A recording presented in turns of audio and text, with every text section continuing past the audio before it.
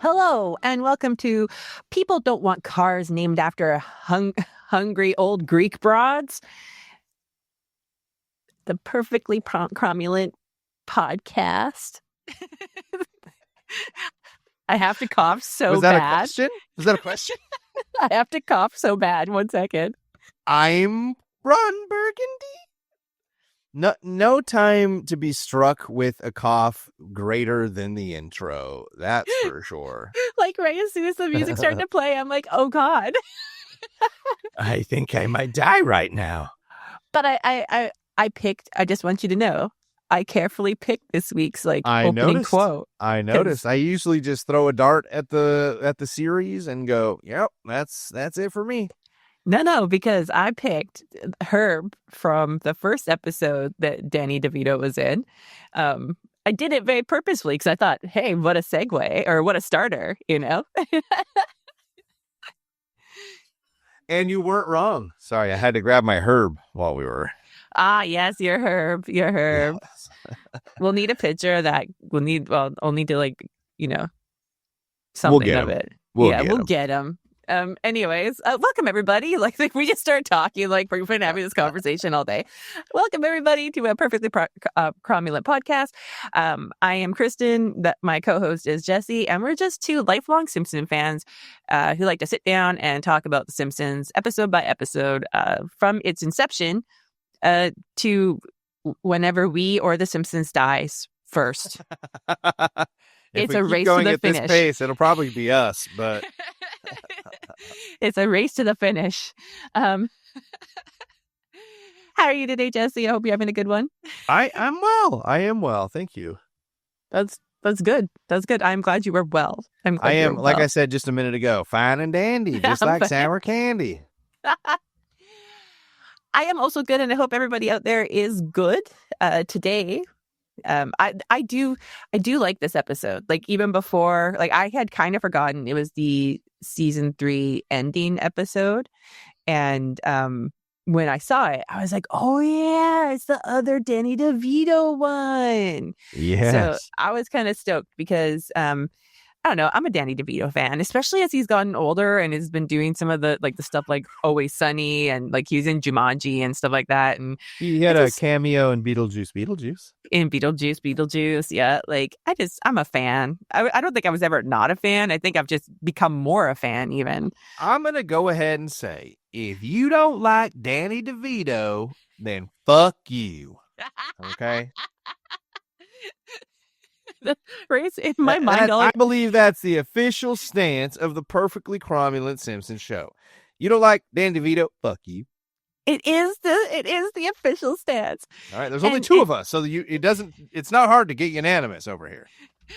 In my head, when you started saying that, all I could think was and then I went in there blasting, Yeah. And then I started blasting away. Yeah.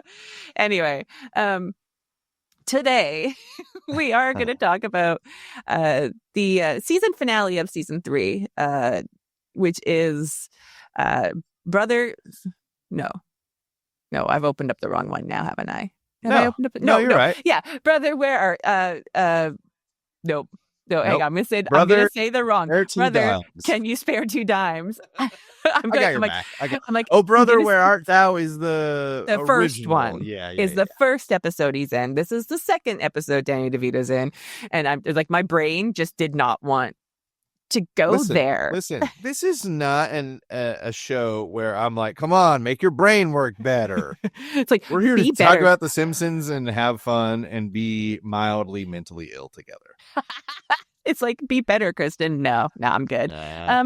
Because if you be better, make me have to be better. No, want to be better. SMRT. SMRT. Want to be same. Want to be same. Sorry, I'm dying now. This episode originally aired on August 27th, 1992, which everyone's like, what? August 27th? It was a surprise season finale that we got many months after you thought the last episode. Yes. Would you like an IMDb quote about this? I would. Unusual for the show at the time, the episode was broadcast on August 27th, 1992, rather than May. This was because the Fox network decided to add an extra episode to the season for the summer. As a result, the entire production crew had to work longer hours than usual to be able to finish the additional episode. I'm sure they loved that. Yeah. I'll give you another real quick one. The decision to make this episode in the summer was because they wanted to have one more Herb episode because many fans and executives were unhappy about the ending of Oh Brother, Where Art Thou?, in which Herb became bankrupt at the end of the episode.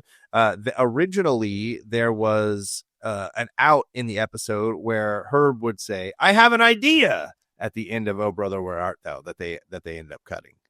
Oh, yeah, because it kind of does end on like a downer. Yeah. With him just leaving and bankrupt. Well, you know what the thing though? It kind of pulling up. Am I here in time for my boy? Yeah, but it does create that feeling that grows as the Simpsons kind of go. That it's like if you are related to the Simpsons in any way, shape, or form, you may not succeed. Yep. It's like it's just something about them. Yeah. There's even an episode where Lisa gets like a $10 million check for Mr. Burns and tears it up. Yeah. Or like the one where Marge is trying to find all the successful Simpsons for Lisa to like look up to, and it's like they're there. You just have to really they're all the females, right? They're all the females. All the males are like failing. I believe even in that scene that like as she's like showing Lisa them, it's like the men start like devolve into like charging at each other with buckets on their heads and stuff, and the women are all like doctors and whatever. Anyway, it only gets on the male side. Yeah. So this is episode number 59 overall. I will do the production code because you like to do them. 8F23. Quit pretending to be me, Kristen. August 27th, 1992, which I already said. The chalkboard gag was, "I will not fake seizures," which you shouldn't. That's a good idea. No. And then the couch gag was the reused cartwheel gag where they all cartwheel onto the couch. Yep. Special guest voices: Danny DeVito as Herb Powell and Joe Fraser as himself. It's funny because we talked about this earlier in the day. It's like, and we just talked about it seconds ago about how Danny DeVito is like one of the greatest guests ever, and Joe Fraser, I'm sure was a great person. Yeah, might be one of the worst voice. Do you think they got him in the booth and we're like, fuck? They had to, right? They had to. I should have gotten one of those clips. To just be like, this is how bad it is. But Joe Fraser, so far in my experience, has the worst voice spot on The Simpsons of all time. I think so. It's not great. Just making sure that wasn't just me. I you know what? For a second when I was watching it, because I had kind of looked away, I didn't realize what part of the episode it was. And when he started speaking, I'm like, oh, generic guy talks. That was literally what I said in my head. Generic guy talk. It's not like Joe Fraser was like some eloquent, but like I've heard him speak before, and it did not sound like that. So very, very rough. And this one's written by John Swartzwelder and directed by Rich Moore. And I think, if I am correct, but we will know this next podcast episode, I think Rich Moore episodes tend to be pretty darn snappy, but I could be wrong, and we will find out when we go through the season and look at our scores and what Rich Moore, you diabolical son of a bitch. What kind of shit talk I did about all the rest of the episodes he did. Anyway. Just as like a little capsule in time, on August 27th, 1992, do you know what the number one song in the USA was? Could you even guess? Man, that's what's great about going from last episode to this one is you get like a 5-month break where like I would have no clue. And I tonight I thought about looking them up because I was like, oh, I'll get the sound and I'll just have it ready. But I was like, nah, I don't want to know. I'll let it be a surprise. It's Boyz II Men, End of the Road. Oh, I feel like I know a pretty good amount of Boyz II Men song. I don't know that I know that one by name. Maybe by da da da to the end of the road. I don't know why I didn't know that. I don't know why I didn't know. I was an I swear guy myself. But like, I'm sorry to subject everyone to my singing, but I couldn't not let that one go. That's good. And then in the UK, it's a song by Snap called "Rhythm Is a Dancer." And you would probably know it the second you hear it. I'm not going to eat, like, everyone can sing at least 2 bars of a Boys to Men song because it's not scary. But I'm not going to sing Rhythm Is a Dancer because I won't even get all the words right. That's what makes it fun, Kristen. I'm gonna play it on my end. You won't hear it. Don't worry. Our top like 2 movies of this week too are Unforgiven and Batman Returns, because Batman Returns is great, and so I wanted to make sure that I also mention that one.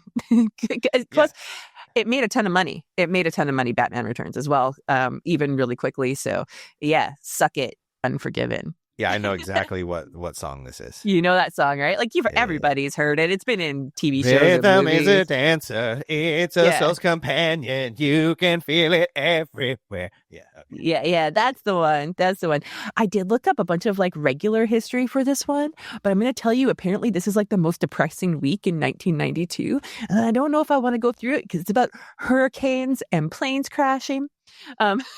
Oh man, I'll give you one more. How about I'll give you a kind of historical, but goes along with this episode fact, so you don't have to get too depressed. Yeah, do that because I didn't want to mention the dynamite explosion in mine. Go for it. Originally, this episode had a joke about the USSR crumbling. Okay, but they took it out because between the time that it was written and the time that it aired, the USSR crumbled. Oh. Yes. How about that? Interesting. How about that? I like it. That's a good piece of info there. They are no longer Soviet states. You know, that's not even the first time we've talked about stuff like that on the episode on the podcast, because there was that episode where that one guy went to space and it was Russia or whatever, and then he came back. Yeah. And it was left a Soviet, came back a Russian. Yeah. That's it, right? Like, so it's not even like the first. Like, so it's interesting. All right, Simpsons, are you ready? Cultural and historically phenomenal. And I was born ready. Right? And you're born ready. So, like, diving further into the episode, which we know is a great episode. I'm just going to preface the fucking cold open is perfect. So the very first thing you see is annual plant physical, no jokes. And I love that. And you see everybody pulls out to like a wider shot. All the men are lined up in their undies, except for Lenny, who's letting both cheeks flow in the breeze. Hey Homer, can I borrow your underwear?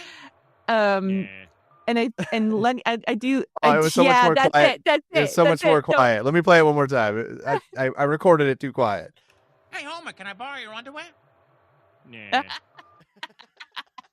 Yeah, so Lenny asks Homer to borrow his underwear. Homer declines, and then we also find out that that Homer. So they're doing all these tests, right? They're doing all these tests on them and checking to see how healthy they are, and right away we get a scientist guy. I don't even. Can we call them doc? This man has 104% body fat. Hey, no eating in the tank. Go to hell. Like, are we gonna even call them doctors? They're like scientists, guys. But yeah, Homer's eating chicken while his body fat's being tested. Can I just say one thing about this joke, though? Yeah, that there's sound design in it, because I'm gonna replay it. It's quiet. I'm sorry, everybody. I screen capped these on my phone, and I probably had the volume down and didn't realize it. But if you listen, you can hear. And when Homer says "go to hell," it sounds like he's sitting in a bathtub when he said it. I'm playing one more time. Here we go. Yeah. This can't be right. This man has 104% body fat. Hey, no eating in the tank. Go to hell. It does. He's got the echo. It's got the echo. Sound design. I love it. So anyway, Homer heads home. Marge is getting dinner ready. It looks like they're having roast, by the way. It looks like a delicious roast that Marge has prepared. And she asks Homer how his day was, to which Homer is like, same old, like, bend over this way, spread that, turn your head and cough. Turn your head and cough. And then we cut to Smithers is looking at like that ends, and we go back to the power plant, and it's Smithers and Mr. Burns, and Smithers is checking the sperm count for the men in the nuclear power plant, because I guess that's like I just love the Smithers' fact specialty. that Smithers is it is it's a funny gay joke if you think about it, but that Smithers in Mr. Burns' office with bare hands is handling the sperm samples. The sperm samples. And that's when we find out that not only are Homer's sperms dumb, apparently, because they run into each other. One's got 3 eyes. One's fully asleep. They all have Homer's face, of course, in case you didn't know. And I like that Mr. Burns' reaction to seeing Homer's sperms is, ew. Like... And then it doesn't even end there. We're not done with sperm yet, because then Smithers is like, compare it to this normal his sample. Like synchronized swimming sample. A bunch of like smithered face sperms crossing the screen. Like that looks, I'm not gonna lie, I'm pretty sure that's a screensaver for somebody. It's gotta be. Anyways, Smither points out that Homer could sue them for millions because of how like sterile he's gotten from working in the power plant. And that, of course, Mr. Burns, like hearing that he could cost them millions, leaps into action, gathers his super team of lawyers who, they like coffee.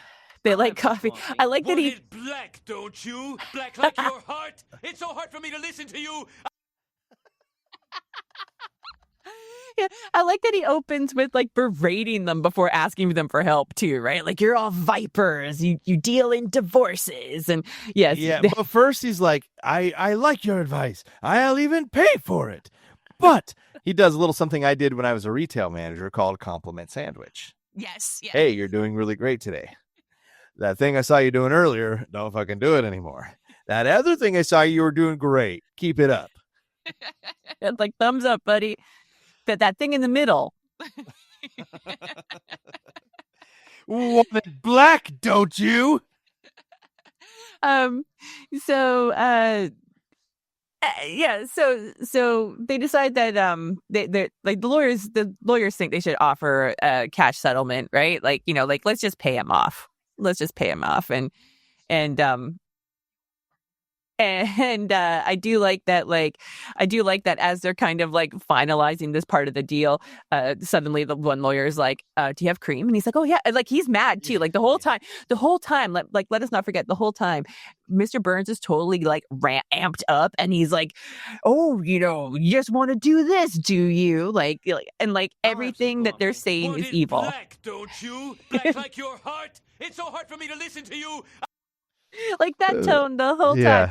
But then when the guy asks for like cream, he's like, oh yes, of course, Where are my manners? So, the lawyers are working on a settlement plan so that Homer doesn't sue the plant for millions of dollars because he can't have any more kids. Forced upon sterilization, basically, I guess, is what you end up with there. But meanwhile, like we go back outside now, and we see one of those train bridges, the train. Meanwhile, below the poverty line, other things are happening, and this is and we see a group of I don't know, hobos, bums, drifters, whatever you want to call them. One of them looks like Charlie Chaplin. Whatever the current least offensive nomenclature is. Yeah. One of them looks like Charlie Chaplin. He's eating a shoe, by the way. One guy's talking about how he used to have a line of massage parlors that were like Mickey Mouse and stuff. I'll change the name. Come on. Yeah. And now Disney owns it. Yeah. And we hear Herb. Herb's back. Yay, Herb. And he talks about, and he's telling them how he used to have a car company, and like one of his cars was the Tempura, and that's how he was successful by naming them after Asian foods. And then he met his long lost brother Homer, and he's like, kind of the worst car of all time. Haven't you heard of New Coke? Hey, I invented that. And for anyone that forgets what this car looked like, I'll just really quickly fill you in. There is there's like two domes on top of what looks like somewhat like a race car. And, one dome so you can put your kids or your mother-in-law in it. And like the other domes for like you and your wife or your girlfriend or whatever. And so now you don't have to deal with the noise while you're driving. And Jesse's got one. He's holding it up for me right now. He's got the little car, and it's a beauty. It's a beauty. But yeah. So yeah, it's great. And that was, of course, was in Come on, the episode Brother, Where Art Thou? So just as a reminder, it's a green car with orange seats, and it does get called on Forbes magazine, I believe it is. It gets called the blunder of a century. So Herb tells everybody about how his car was called the blunder of the century, and it's crap. But he believes that you're never really down and out as long as you have like an idea in your head. And then one of the other guys is like, and what about money or whatever? And he's like, an idea and money. I do love that part, And I do like that one of the guys is basically like, yeah, I'm screwed, because he apparently just doesn't even have ideas anymore. But right. But Herb's gonna Herb gives them like it's an emotional speech we get from Herb here, where he's like, we can come back from this, and most of them are pretty nodding in agreement and pretty into it. So it's okay. Cut to the Simpsons, who are having living room Olympics, because every kid's done this, right? And you do dangerous things that your parents don't do it want for you to do. Stainmaster. Yeah. Bart uses a broom to pole vault onto a couch, and the whole couch breaks. And it's the classic Simpsons couch. And everybody knows that couch harbors deep emotional ties to the family, right? Like it's... Mm-hmm. So at this point, Homer comes in and he sees the beloved family couch destroyed, broken into pieces, really. Like springs are showing, stuffings are showing. The couch is dead. There's no more couch. And Homer's crying. And he said, I do like that he says the dream is over or whatever. Like yeah. This is going to go right back to where it came from, in front of the Flanders house. When he looks at the kids and he says, like, what were you guys doing? And I do like that Bart and Lisa are in on this together, where Bart's like, nothing, we were just sitting watching TV and it started creaking, and like Lisa like throws up, like it was like a like the dramatic crying, and like it was terrifying and it just collapsed or whatever. We were and just barely able to get out of there in time. Yeah, like they're being so brother and sister there. They got each other's back. And then of course, like this brings on a flood of memories for Homer about the great things he witnessed on the couch, like the person that shot JR, hands across America. Yeah, except for large gaps in the western states. Hands Across America was a success. The Berlin Wall coming down. He's experienced the world through sitting on his couch. My favorite part is that, like, in the Hands Across America, he was sitting on the couch not holding hands. Yes. But the rest of the family was. Yeah. And of course, he is bored by the Berlin Wall coming down, and he is just like, this is boring, and changes the channel. Dancing on the Berlin Wall. And I think he's watching Gomer Pyle. I think a Gomer Pyle episode comes in on something. Yeah. So we know that the Simpsons no longer have a coach. And we now go back to Herb, who's now in the park trying to come up with an idea. He just needs the right idea. And of course, he's in a park, so there's lots of parents around, people with kids. And he sees a woman basically starting to have a breakdown because she doesn't know what her baby wants. She's like, do you want your diaper changed? Like, what do and that's how it goes, right? Like, I would assume that sometimes you're just like, why won't you stop? Why won't you stop? What is wrong with you? Please shut up.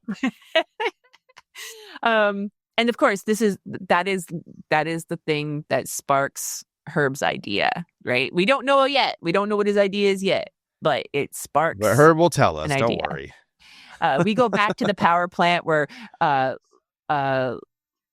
Carl and Lenny come in and attempt to like console Homer over the loss of his beloved couch. To which also I Homer like how replied, they've heard about it. Yeah. And I also like that Homer's like, life can't get any worse. You know what I mean? Like it's like It gets so meta here for a second. It's like he's waiting for his line. Yep, that's right. I said my life can't get any worse. So Homer gets called up to Mr. Burns' office, and he goes in there, and he's off. And I do like that Mr. Burns has to double check, like, this is the guy with the lazy sperm, and Smithers is like, yes. So he walks in, and he's like, Mr. Burns is ready to give him a check for $2,000, right? And he's like, all you have to do is sign this. And Homer picks it up and rightly says, I'm not signing anything without reading it. Or somebody, unless someone wants, or somebody gives me the gist of it. You know what? He was doing good till he said that second part. And this is when Mr. Burns decides that Homer's won. Rather, like, it feels like instead of explaining to him, he doesn't want to explain to him everything. He doesn't want to say, you have lazy sperm, and so we're paying you off, so you're happy. So instead, Mr. Burns it says you won an award. And you can totally tell he's making it up on the spot. He's smiling, he's wiggling his fingers like jazz hands. He's doing jazz hands, basically, right? He's like, you won an award in the field of excellence. And Homer's like, do I get some sort of trophy and a big award ceremony? And the lawyers are just like, yes, give him that. So that's when we get the first annual Montgomery Burns what is it? Montgomery Burns award for outstanding achievement in the field of excellence. Yes. Also, $2,000 in 1992 is about $4,500 today. Still not enough for like making you sterile, is it? Yeah, he's already got 3 kids. He's basically getting paid, and he doesn't have to get a vasectomy. It's true. So inside the so we do have a big awards ceremony now, with all the bells and whistles, singing and dancing. They're singing a song about the first. They're literally just saying the name of the award of the song. Monty Burns Award for the outstanding excellence. That's when we get fields. Joe Frazier's wonderful addition to this episode. Yes. But we also found out that the Springfield nuclear power plant or whatever has a soft shoe society. Oh, that's right. Don't forget about that. I also like that they're sitting in box seats at the power plant, which means the power plant has a very substantial auditorium in it. And Lisa has like a tiara on, and Bart has like a turtleneck with like a black blazer and a flower in his lapel. They are very fancy, okay? And I do like too that like Lisa's pointing out this is like the biggest award she's ever seen, like the big statue on the biggest award show she'd ever seen. And Bart's like, what about the Emmys? And she's like, okay, I stand corrected or whatever. Like it's they're taking shots, and I like it. And then we have Joe Frazier come out, and he presents the award to Homer, and you have it, right? You didn't grab it. Did you grab it? Did you forget to? Did you grab the sound clip for that? I can't remember. You told me 5 minutes ago, but I don't remember. Nope, not that one. Nope. I was going to, and I was like, I don't need to drag him through the mud anymore. I'm already going to talk a bunch of shit. I don't need to let everybody else hear it. Go listen to the episode. You'll see. It's just, he's a fine guy. Listen, reading's not for everybody. So anyways, as he starts reading out the even just the name of the thing, and says hello, the name of the award, Homer's sitting there in the box going, please, and Lisa's like, Dad, you already know you won, but he's he's still waiting for the other shoe to drop, right? So he wins, there's spotlights, he's cheering. I didn't notice that Marge has a tiara on too. Like, she's all got a tiara on. They're all fancy. They're all super fancy. So yeah, he wins. And then there looks like there's an after party. Like, what's an after party at Moe's? Like after he falls off the balcony. Yes, after he falls off the balcony, they head to Moe's, and Joe Frazier's there, and they're having some beers, and he's still lamenting his couch, really, is what his problem is. The $2,000 hasn't changed how he feels about losing his couch, even though one could argue that, like, he could just buy a new couch with that $2,000. Or a spine melter 2000. Yeah. Anyways, Joe's trying to make Homer feel better, and that's when Barney chimes in. Because Damn it, Frasier. I just noticed that, Barney apparently likes to get into fights with some of the athletic cameos on here, because he gets in a fight with what's his face over Lord Parmerstein. Wade Boggs. Parmerstein, yeah, Wade Boggs, yeah. So but anyways, Joe's like, "You've been riding me all night, like riding my back all night," to Barney, and Barney's like, "Let's go outside," and they do. They go outside. I love that the door swings open, and then by the time it swings closed, next time it's coated in Barney's blood. Yeah, and it's coated in Barney's blood. Barney's in the trash can. Homer heads home, and we cut back to Herb. Yes. There was a peanut in the bottom of the trash can. So we cut back to Herb, who is refining his idea. I already said that he needs money or whatever, right? And this is when he's kind of going over that again, and he figures out he's got to get money. So he has an idea. He needs money because those are the type of things two things you need. And that's when he picks up a newspaper and finds out that Homer won the outstanding award for achievement excellence stuff. I'm never going to get it right. Just let it go, Kristen. Anyways, finds that out. And that comes with a $2,000 reward, and then Herb knows where his money is going to come from, and he takes off running after a train. And there are some cars on the train. Did you notice what the cars were on the train? It's like toxic waste, lions, Krusty brand sulfuric acid, and then pillows. Emily's fluffy pillows. Yes. And he's like, nope. Oh. So he jumps in the one with the fluffy pillows, and looks like he goes to sleep, and he's happy because he's got a plan, and he's on his way to get that $2,000 from his brother that made him lose everything.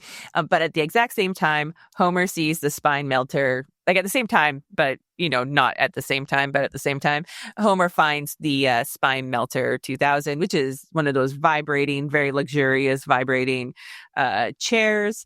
Got all the massagey and feet up action, lazy boys with everything in them, basically, right? Yep. And he takes it for a test run. He does bring the family there. They do take it for a test run. And I knew a fact about this, and now I can't remember it. It is the same light sequence as in 2001: A Space Odyssey. Yes. Yeah, so while he's getting massaged, you cut to Homer envisions that same light sequence as in there. So he's way out there and enjoying the spine melting of the chair.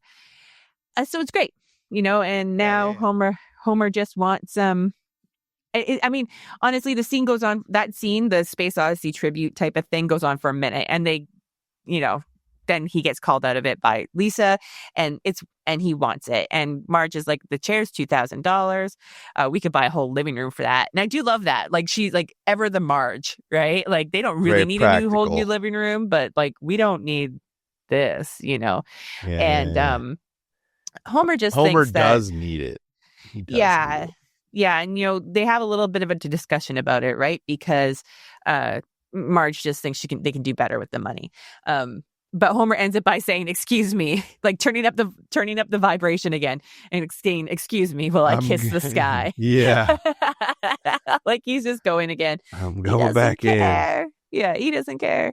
By this, and then now we cut back to Herb. Like I know in this episode we're doing a lot of, we go here, we go there, we go here, we go there. How the episode goes. Like I said, though, I think a lot of the Rich Moore episodes do that. They're very snappy, where you're changing locations and going this person in the story, then that person, then this. So, and I think I usually like that. I'm just saying, I could be wrong. We'll find out. But, for now. we're going back and forth, and we're back with Herb. And Herb's headed to the Simpson household, but unfortunately, first he goes to the wrong door. Well, unfortunately, he goes to the wrong door first because he thinks the cleaner yard is the Simpson yard, but he's wrong. The Simpson yard was the one that looked like trash, and the yard he walked into and up to the door of is Flanders. Whereas Japan, he says, "I'm sorry, I must have the wrong house." And of course, Flanders, seeing a guy that looks like he's down on his luck and looks like a bum, is like, "No, let us like you've come to the right house. Let us clothe you and feed you and bathe you." And of course, the whole family is excited to take care of this homeless guy, to where Todd is like, "Can I bathe it? Can I wash his feet, Dad?" And unfortunately for him, it's Maud's turn to wash the homeless guy's feet this time. So no. Anyways, Herb comes out of there wearing a nice suit with his hair all slicked back, looking like a $1,000,000, you know. And he walks off into the sunset, but really the sunset is like he's walking into the sunset, and then probably next door. Yes, next door. Yes. And I mean, like, you know, I say probably, but like, because for a second, from Flanders' point of view, he's just walking off into the sunset, right? And then it's like he's like right to the next door. Yeah. He does just look like Homer with hair too, though. So he does. They should have put 2 and 2 together. Where Homer is sitting on the broken couch, like it's not even like he hasn't hauled the couch out. He's not sitting in a chair. He's sitting on a broken couch.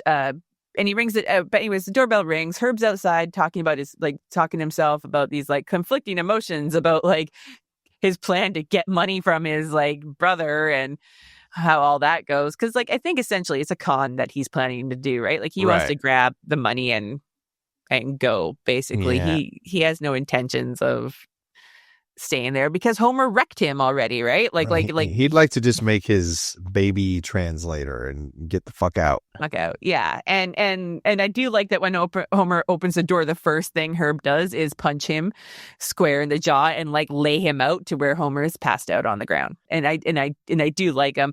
The kids are excited to see him. Bart and Lisa are both like Unky Herb. Of course, Herb's glad to see the kids. It's just Homer that he's mad at and still mad at because he's homeless and stuff now. He had a company. Now he's got nothing. And he explains to Homer, like, "I'm mad at you and I'm still mad at you and I want to punch you in the face." Well, you're a guest in my home. Can you just kick me in the rear end? No promises. Really quick Rich Moore fact. Up to this point, he had directed 12 episodes. And from this point, he's only going to direct 5 more. Oh, really? That's interesting. He's basically considered to be one of the architects of early Simpsons. Right. He kind of set the tone. Yes. And the look. And what's stuff. funny is I just realized that he has 3 features that he's directed. They're all children's movies. There are 3 children's movies that my kids have watched, and I have thoroughly enjoyed all 3 of them. And I just realized that they're Rich Moore films, which is Zootopia. Oh, really? Oh. And both Wreck-It Ralph movies. That's interesting. Yeah, Rich Moore movies, Zootopia, both Wreck-It Ralph movies. They're good. If you're an adult who has kids, you'll like them too. Oh, did you say Zootopia? Because I like that. Yep. I like that movie. Zootopia and then both Wreck-It Ralphs. That one. Oh, I do like that one. I'm going to wreck it. So Marge comes in and asks, "How you been, Herb?" She's being Marge, right? Like Marge's not going to be like, and he's like, "I've been living in the cardboard box. How are you?" And she's like, she's like, "I can't complain." We go on to Homer also because Herb said he's been living in a box. You have to think like Homer. Oh, he doesn't have electricity and things. So Homer walks over to his light switch and he's like, "And we also have electricity. Look." And like these light switches, they function in both an on and off ways. And he starts like flicking them on and off and being very Homer. He's just being very Homer. Yeah. And I do love that he doesn't actually know what one of the switches does. Like he's like, except for this one or whatever. It's Merry not working. Christmas and a happy 1985. It's a very good lighting display on the outside of his house. Okay. And I also do love that it very much is like, feels like a nod to National Lampoons, right? Because they have the one light switch that you got to flick on in the garage for the lights outside. They like the neighbor's house in National Lampoons? Yeah. The switch? Yeah. But yeah, so we have that, and then we all sit down to dinner, and we're having dinner, and I that's another part I really like. It's like another little joke I really like too, how like Herb's telling Marge how the food is really good, and I do love that she got the recipe from the utility grade beef cancel. Like, they do good work over there. It's just, I feel like it's such a good Marge answer, because they don't, like, let's be honest, the Simpsons don't have much. She shops on a budget, and she's just like, I just did what they told me to do with the meat, so it didn't taste like bad. Oh my god. And I do like that Bart also starts asking for like advice on how to survive as a bum, because he's someone that's likely to become a bum, and pizza boxes are a free source of cheese. Right. And, he just gives them there's one in there about rat poop too, but I don't remember what it is. Something about pillowcases and rat poop.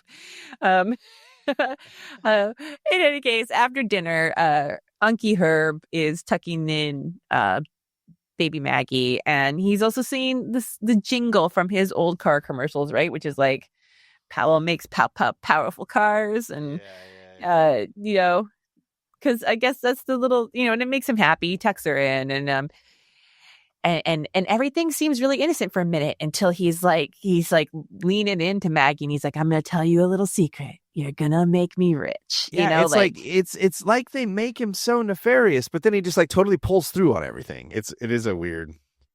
Yeah, like it feels nefarious for some reason, but that's okay, whatever. Like, and then it's just more wholesome family time, right? We cut to Herb and Homer and Marge and Lisa and Bart playing. You can't see that it actually says Monopoly, but you can tell it says Monopoly. Know. He landed on Ventnor Boulevard. Right? And they're all just sitting around doing family stuff, like nice family stuff. And I do like that who hasn't done this when they play Monopoly, when someone's like lands on your space and you're like, oh, well, you're staying at the fabulous Hotel Kristen. You can enjoy these amenities, and it's like the valet will be out in a mere moments. And it's because, you're also going to hit them with some huge price, and you're really excited about it. So you're just soaking it up, Who hasn't done that, right? I know I've totally at least said things like similar once or 10 million times, especially as a child. Nothing is fun about Monopoly if you're not talking shit to your family. Right? And it's the only time that you're allowed to be that cheeky without anyone actually getting in trouble. Somebody Monopoly shouldn't end by somebody collecting all the money. It should end by one family member rage flipping the table. Yes. There's always got to be one person that loses their shit and walks out, right? Like I'm not playing with you anymore. my younger brother was the board game ruiner. I don't even know how many times I had at least like one of my cousins when we'd be playing just being like, you're cheating. That's unfair. I don't know how you're cheating though. I'm going to go now. I'm going to go tell on you. And you're like, go ahead. Yeah. It's Can't because prove anything. I'm better than you. Dang. I know how to do math and you're 4 years younger than me. Sucks to suck. But in any case, Herb, like as Lisa's giving this beautiful speech about Hotel Lisa, I do like it when Herb's like, get to the point, and it is like it's a substantial amount. She's upgraded a lot because it's like $1,150. Yeah, like it's she's done good. And then like Homer so Herb's like gives her money. He's like, well, that's all I got. And then Homer never missing a beat. Then it's just like real life. Guess you're not much of a businessman. You can see that Herb doesn't appreciate this. Like they got him with the big scowl going on because it's not totally his fault. He's broke. He blames it on Homer. I mean, let's just remember though that he was the one who let Homer design the horrible car, and then he put it out there for the world to see. So I mean, he does have a hand in it. Okay, it's like if he was. And anyways, Herb punches Homer square in the jaw again. Marge suggests we play another game. The first game on top, I do love that the first game on top is Sorry. Yeah. It feels poignant to me for some reason. But it's great. And then Bart mentions how how Homer won the award for excellence and, got money, I guess, right? Like, so, it's brought up again. It's brought up again that he won that award for excellence. I think, do they start talking about how to spend the money? Not yet. Like, we're both confused. Do they talk? No, they do, because that's when Herb wants to give he asks, How would you like to spend $2,000 to give a broken man what a everybody second wants, chance? or something like that, right? Or what everyone thinks they should Can spend you hear the money it? on. It's so quiet. It sucks. No, I have couldn't the hear clip that. Yeah, here you go. How would you like to spend $2,000 to give a broken man a second chance? Nah. How would you like to give $2,000 to give a broken man a second chance? Nah. Of course, though, like, Lisa wants some books, right? And Homer wants his vibrating chair, and Bart wants a machine gun. And Marge would like a new washer and dryer. Yes. But instead, I do think there's more than one time they do this visual gag of the washer and dryer in their basement walking across the floor, right? I think it happens at least a handful of times. I guess they just never get a new washer and dryer. They're always uneven. Yeah. So really quickly, I just checked go out ahead. Ventnor Avenue. All you have to do is upgrade past 4 houses to one hotel, and accurately, it is $1,150. I like that. Yeah. I dig that. I like that. So then Herb asks if you want to give us money, give me money. Basically, Herb's like, do you want to give me money so I can fix my life? And I don't think anyone's overly impressed at the second. But then this is when he hits them with come with me to the dining room, because apparently he's already set this up. He's been waiting for this to happen For a 20-minute presentation. Yeah, I love that it's like not even like a quick presentation. It's like he's got it planned out, like, for a 20-minute 20 presentation. minutes. Yeah, no homework. No Homer sit through no 20 minutes. Okay. And this is when I like that this is very important. Okay, look at those little birds with like the liquid in their bums that like drink out of the glass. Those are amazing. Okay, I don't care what anyone says. They are amazing. You're as impressed as Homer. I've wanted one my entire life, and I've never gotten one, but I've always wanted one. Anyway, Herb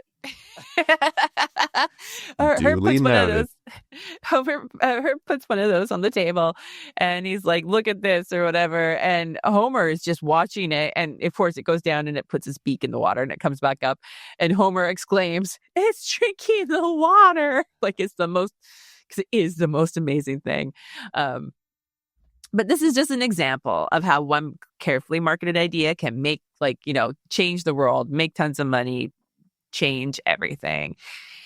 And Homer thinks that this is Herb's invention. Herb's like, no, this is already out there. Homer is still just laughing about that, though. He doesn't care. The bird keeps drinking more water. This is when Herb unrolls his plans. I have words, and shows him like blueprints. Yeah. Shows them blueprints. But you have to use your imagination. And of course, Homer's imagination puts it right into the bird drinking the water configuration. like that is what Homer sees and laughs to himself. But of course, it is not that. It's, if you remember, he saw the frustrated mother in the park, and then he told Maggie that she's going to make him a lot of money. It's a baby translator. So it measures the frequency and urgency of babies' cries and then translates that into words. That's his idea. He just needs the money to get it going. And I guess that's all you need, money and an idea. Really, he needs like a baby, I guess, to test it on. But here is another interesting Canadian tie for you. They mention Raffi. Raffi's Canadian. He's a Canadian child's entertainer. Yeah, I'm familiar with Raffi. they mentioned Raffi. Yeah. I've seen Raffi big in the States too. Big in the States too. I saw Raffi as a child several times, actually, probably. Dang. Yeah. He's like, down by the bay where the watermelons grow. Like, I was all right with Raffi, but Sharon, Lois, and Brom and the Elephant Show were my skinnamarink dinky dink, skinnamarink doo. They were my favorite. I probably sang along most with Lamb Chop and Cherry. Yeah. This is the song that doesn't end. Yep. Yeah, I know that song too. I know. I remember people singing it at school, thinking they were funny. Look at how funny we are. They were. Anyways, I you know what? Until I was rewatching this, I just didn't realize that they mentioned Raffi. Yeah. But you know what? They know. But also, I'm not gonna say that I know that Fred Penner is better than Raffi, but Fred Penner is awesome. I'm just gonna say, if you don't know who Fred Penner is, you need to go find out who Fred Penner is, because he has songs like "Accident." It's an accident. Go fucking find out who Fred Penner is. Go find out about Fred. He had to get to at the start of the show. You would go walking down a beach and like crawl through a log to like Fred Penner's place. Dang. Yeah. I'm just saying, it was a whole experience. Okay. And he sings "The Cat Came Back." The cat came back the very next day. He sang that song. Okay. Yeah. That was like a staple of his, was singing that song. Anyway, back to away from children's entertainers. Basically, this is where Herb says, I need the money. I need the money, Homer. Give me the money to build me the prototype.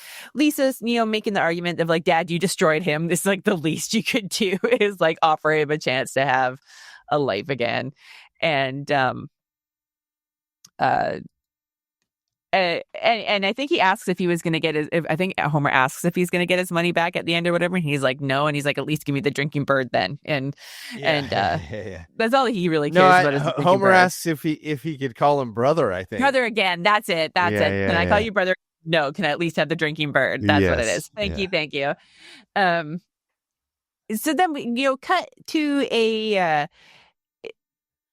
prototype that's being worked on, right? Like, as he's got the little, it's got the little visualizer on oscilloscope. Yeah. And he's, Herb's there with little baby Maggie in his arms with a clipboard. And this is the start of him trying to work out the translations. It's science, bitch. Yeah. And so like all the sounds that she's making, he's like jotting down her reactions, right? Like, so like, she made a sound and he's like, oh, well, you're not wet, and she sucks on his nose, and he's like, okay, so that means sucks on nose.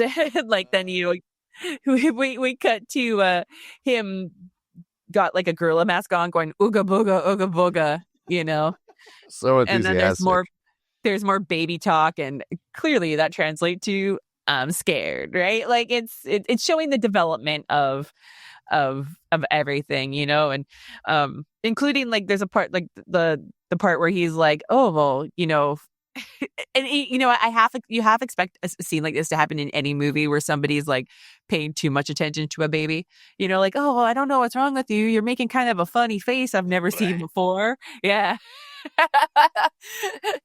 So we get the baby puking on her moment too.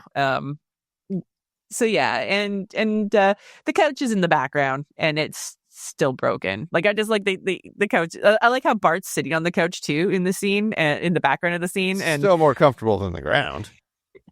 True.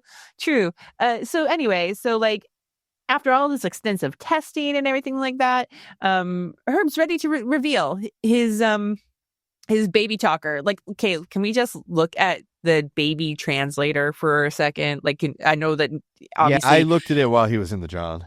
Yeah.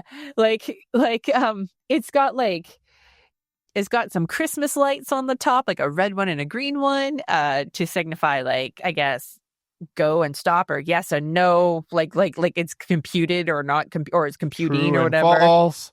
Yeah, it's got a light switch on it. I'm guessing as the power button. There's also like a yellow, the thing he was using to record the baby sounds looked better than than this model that also has like a microphone taped to the top, like it's clearly taped to the top, and it looks like a funnel for a speaker, but I think it's just it's a speaker without a box, and wires kind of hanging off the back, and then like an antenna for something. Like there's a thing that looks like it serves as an antenna, and I don't understand the function of it either, but that's okay. It looks like something Homer made. Can I just say it that way? It looks like something Homer made. Yeah, except for Homer would just put a clock in an existing product. That is true. Everybody looks like the Simpsons are all sitting there and they look slightly worried. Like when they see it unveiled, they look kind of worried, not excited. And basically, Herb is like, give me a second. He also asks Homer what he thinks. Yeah. I also like that he asks Homer what he thinks, and Homer is like, I think it looks like the stupidest thing I've ever seen, and I can't believe we blew $2,000 on it. And he laments not buying the chair now. You know what I mean? And why can't you ever stop thinking about your ass? Yes, and I tried and I can't. And of course, this is when Maggie happens to make baby sounds, and then the baby translator works, and it says lavish. I like lavish that it's like and entertain me. Yes, lavish attention on me and entertain me in Herb's voice too, right? Like it's right. It's not like a cute baby's voice. It's Danny DeVito's voice. I do like that Marge responds to Maggie as, "Oh, Maggie, you talked," and not like a machine spoke for her. And then like Lisa checks it more, right, by covering Maggie's eyes, and Maggie makes more baby sounds, and it says, "Where'd you go?" And oh my gosh, it's I guess it's everything you would think it should exactly. be. I guess Homer still thinks it's a piece of junk, but Marge is like every mother in the country will want one. And this is like the best Maggie quote, I guess, where she makes another little sound, and it says, "I have soiled myself. How embarrassing." And everybody just looks at Maggie.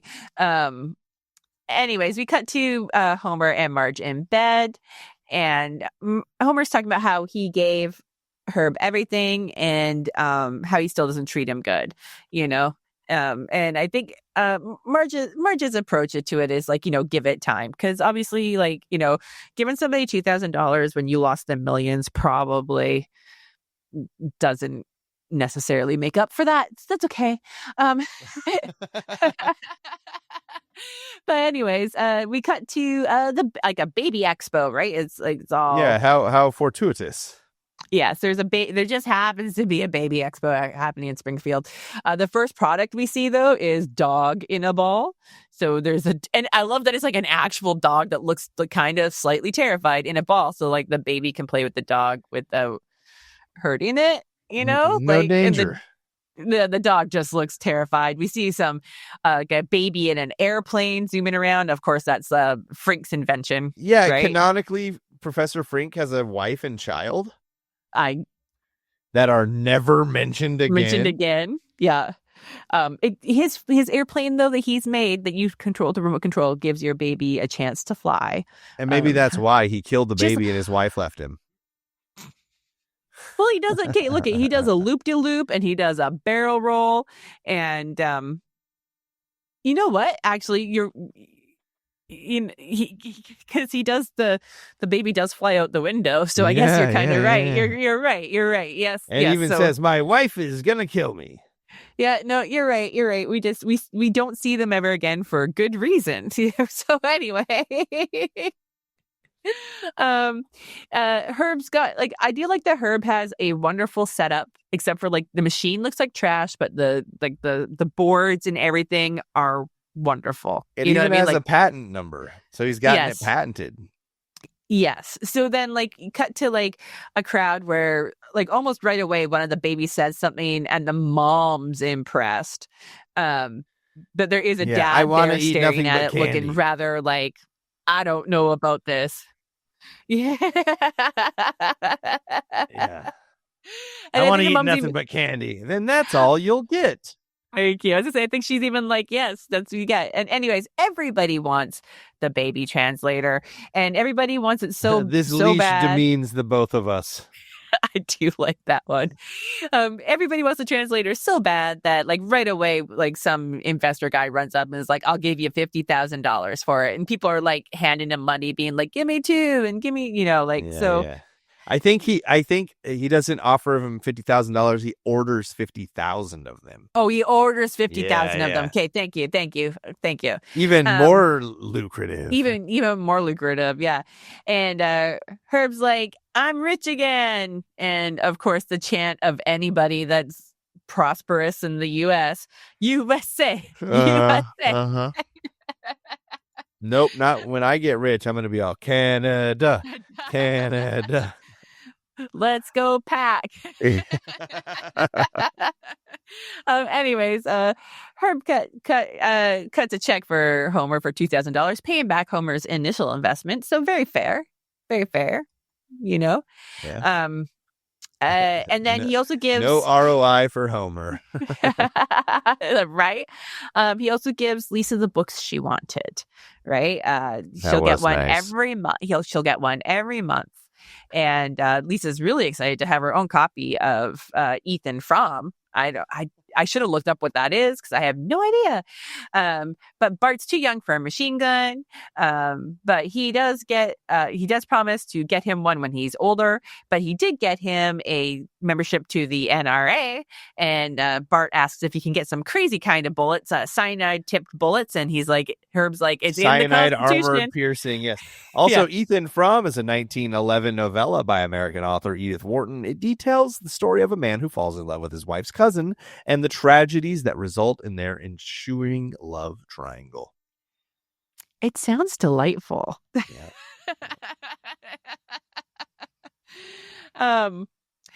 Herb turns to Maggie and says, "I'll give you anything in the world." To which, I want what the dog's got. That is Maggie's reply, according to the translator. And then Herb just says, "I'll get you something nice." And and of Homer course, says, and then Marge, of course, is just like, you know what, okay. So Marge is like, no, you're being too generous and everything like that. Be Marge, right? We don't need all this. It's fine. But he got her a new washer and dryer anyway, and $50 from for the old selling ones. the old ones, which they are now racing in Moe's. Yes, and I do love that.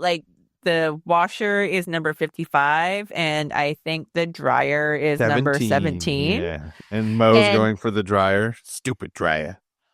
And I like that for the finish line, they use toilet paper. I love it. Staying on brand. Staying on brand. And then, of course, Homer hasn't actually gotten a gift like everybody else did yet. He just got his money back, but not a gift.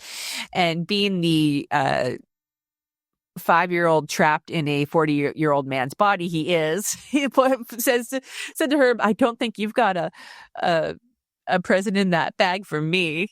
Given how small the bag is. Come on. And that's when Herb takes Homer outside and is like, I do love that Homer is really excited at first, and he's like, what do I get? It's not another punch in the face, is it? It's a genuine concern. Yeah. And then this is your heartfelt moment where Herb is like, "I'm no longer mad at you. You can call me your brother or whatever, and I can do the same." We're basically, things are okay. And Homer's like, "That's it." Yeah.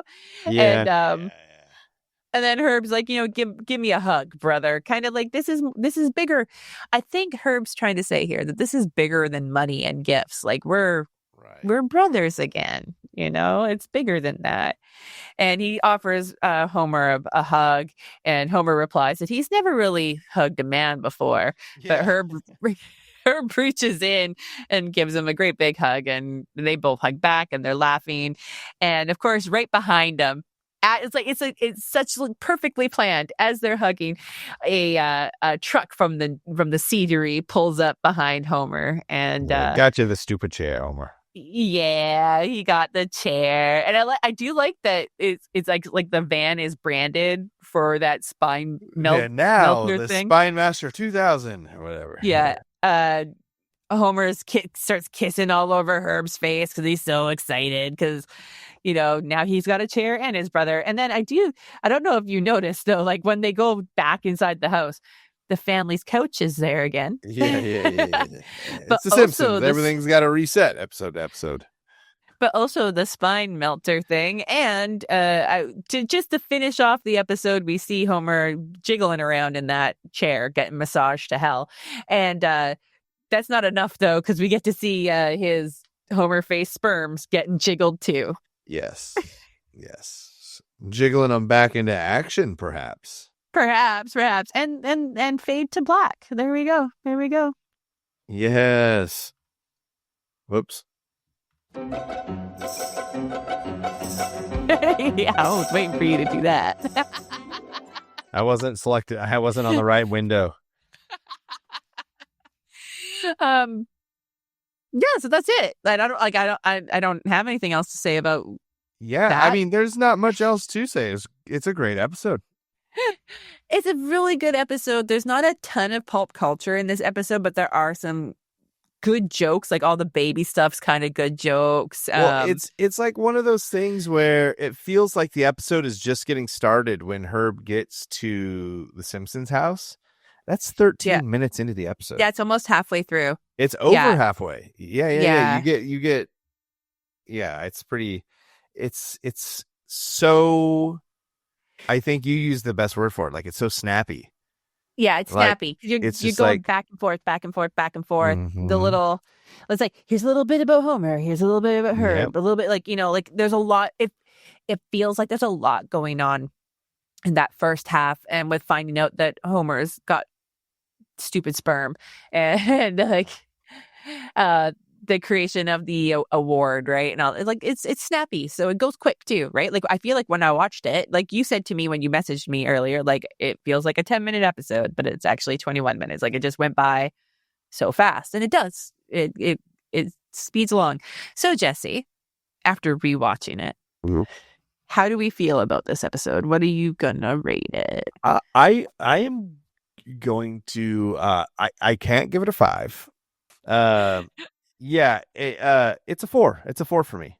It's like it's not perfect, but God, it's so good. And it's so fast, and it just gets done. You get through it. There's not a moment wasted. Every scene is full, and it's quotable, and it's laughable, and there's no point in the episode where you're like, all right, I'm bored. Come on. Yeah.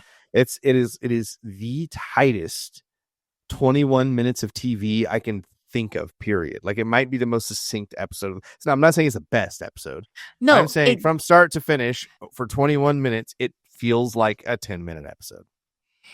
It's got good pacing, I think. Yeah. Is like Rich I Moore, we're looking I know, at right? you.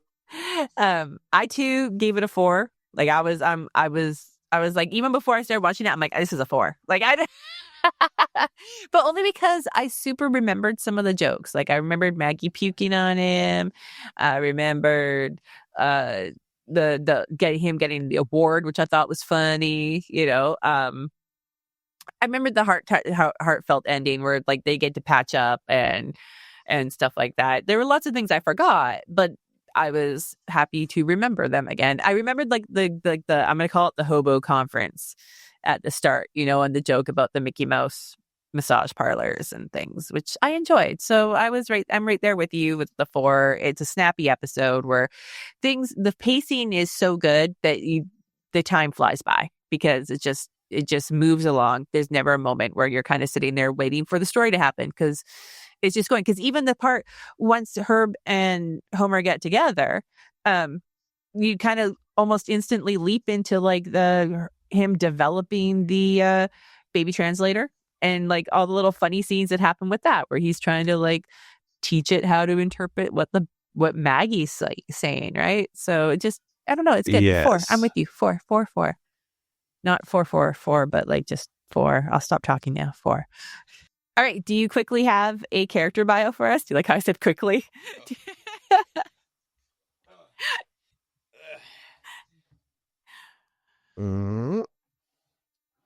This character bio is Professor Frink. Ah, yes. Professor Frink. Profession, mad scientist. Appearance, tousled hair, thick glasses, white smock. Vocal lilt, annoying. Shortcomings, creates inventions that never work properly. And his past flubs are constructed robots to protect Mr. Burns that turned violent towards the boss and exploded. Blew up Moe's Tavern while attempting to strike a comet. Plunging towards Springfield. Accidentally flew a radio-controlled gas-powered plane carrying his own child through a window. That's what we just saw. His quote is, "Brace yourselves, gentlemen. According to the grass chromatograph, the secret ingredient is love. Who's been screwing with this thing?" That's such a great one. I love that that's the quote. I love it. That's a good one. Yeah. I appreciate that one. Let's give you that book. That book made such a thud. Yeah. The thud in that book just now. That was only the first 3 seasons. There's 17 more seasons to thud. Okay, quickly. If Kristen's done a good job, you guys won't notice. But if it seems like my attitude has changed from the beginning to the end, it's because my internet is being such a piece of shit, and Kristen's being a goddamn saint. Let's just say, if you guys can't notice what's happened, that means I really earned my $0 this week. Like, yeah, we are earning our no pay. Okay, so two questions. The Big Scoop is the name of Springfield's newspaper. True or false? False. Yeah. No, do you know the real name? Is it the Springfield Shop? No. There's no. There's another one. It's not the Springfield Shopper, is it? It is the Springfield Shopper. Yes, it is. Yes. Do you like? I'm like. You could tell. I was like semi like it's got to be the Springfield Shopper, but I was so unsure about my answer. But yes. Okay. The next question: yes. When the family goes to Australia, what animal does Bart bring? Yeah. A bullfrog. It's a toad. Bullfrog. Yeah, it's a bullfrog. Yep. They take over Australia. Right. Do you know that in Australia it's they cost them days, a lot of dollary dues. They have days where there's like so many frogs out there that like people like whack them with like Whacking Day in Springfield. Like Whacking Day, but with frogs. Because they're invasive species, right? They don't want them. They're an invasive species. They're not supposed to be there. Yeah, damn it, Bart. Well, but yeah, so yeah, I can appreciate you that. Go. No. That was it for me. I was just going to say, like, it's a really good episode. It's a high point for me in season 3. I mean, my score, and it's a bonus episode. Yeah, it's a bonus episode. Yeah, like really and truly, it's a bonus episode that like wasn't exactly planned to happen, and that's why it came out in August, right? So like. I think it's interesting that it's a high point in the season, and I think when I was reading some stuff earlier, they're like it's one of the best episodes of the season, by a lot of standards, and it's like, and it was not necessarily meant to be. You know what I mean? Like, so I find that I find that interesting. 7 episodes this season of 4, so about a third of the episodes I gave a very good score to. I gave 3 5s. So 10 episodes, almost half of the episodes I gave either a 4 or 5. I know that a lot of time I am kind of stingy with my scores. Yeah, but also like you haven't got to do a full season yet, too. No, so it's true. It's true. Starting, in 2 weeks, your the whole record your scores changes. Stand alone. Yeah, exactly. I think too, like we started at a time too where like we weren't in the best run of episodes for a minute. You know what I mean? Like, they got a little rough here at the end of this season, for sure. For sure. We had like the dog one, and a couple other ones like that. Oh, okay. You know what? To be fair, I guess the Bart the Lover is more beloved than I had realized, because when I look at our download stats, that one's got a ton of downloads for whatever reason. So go Bart the Lover. Go Bart the Lover. Anyways, thank you for listening to this episode with us. Or if you watched it and then you listened and you have comments, questions, concerns, think we're crazy, let us know. You can reach us on all of the social medias on the name that we use for everything, which is the Perfectly Cromulent podcast. You can find all our infograms and everything like that, and you can contact us there, or just like and subscribe to places that if you want to support us, just like and subscribe to places, rate and review, all those good things. We appreciate your support. We appreciate you just downloading this and like having a good time with us. But if you want to show support in other ways, please, we're happy to help. We're happy for you to help us get the word out. That's a word. I don't know why you would help us. I can't talk. So anyway, just help. Please help. Please help us. Anyways, it's been really fun going over this episode with you guys and with Jesse. And also, it's funny because I was thinking about it. Like, some of the episodes that we run, that the podcast runs the longest on, are the ones that we both give not great, always great scores to, but we try to pull so much out of the episode. Spend a lot of time talking shit. Yeah. Whereas the episodes that we both really enjoy, it's like those podcasts are just a wee bit shorter, and it's just interesting. It's like we don't have to dig as much, I guess. I don't know, or we don't talk as much shit about something we didn't like or whatever. I don't know, but it's interesting. It's interesting. Yeah, anyways, 100%. Thank you, everybody, and thank you, Jesse, and this was great, and have a good night, everyone. Okay, bye.